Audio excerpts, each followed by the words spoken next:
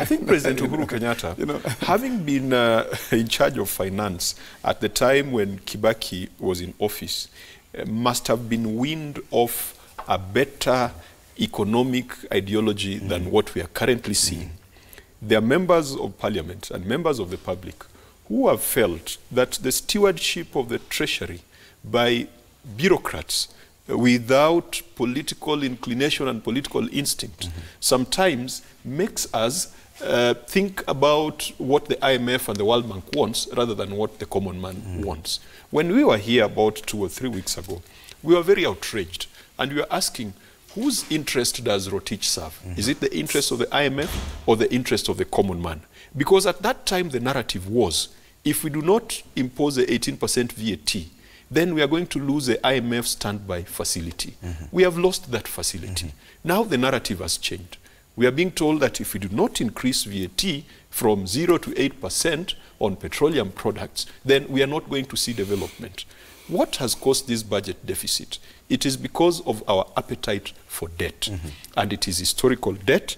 I have challenged every time I ask people, could you pinpoint for me the projects that were undertaken with the Eurobond, which was one of the biggest sovereign debts that we took after the Jubilee government took office? And we canvassed this question almost 4 or 5 years ago when Raila Odinga was leading the opposition and he was dismissed as Jamaa wa Vitendawili.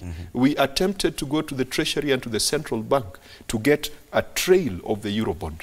The CS Rotich at that time was non-committal. He said that the money came to do general budgetary support. 200 billion Kenya shillings. Today we have a deficit of 700 billion Kenya shillings.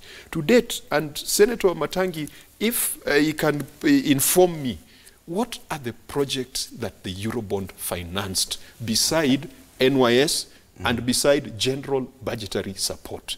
We have taken other loans from China. Some of them have gone into SGR.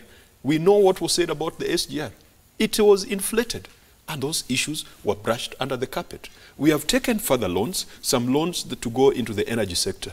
We have signed up another loan to build Mombasa Road from Nairobi to Mombasa. We are borrowing, which to me is not in the best manner, but also in terms of economic principles, we are still sticking to the trickle-down economics perspective, based on sessional paper number 10, that if you do certain high-sounding and high-value investments, it's going to trickle down on everybody. Building the road from Mombasa to Nairobi, a superhighway, when there's also an SGR truck that can carry that can carry passengers. When will it trickle down to my guys in Mfangano?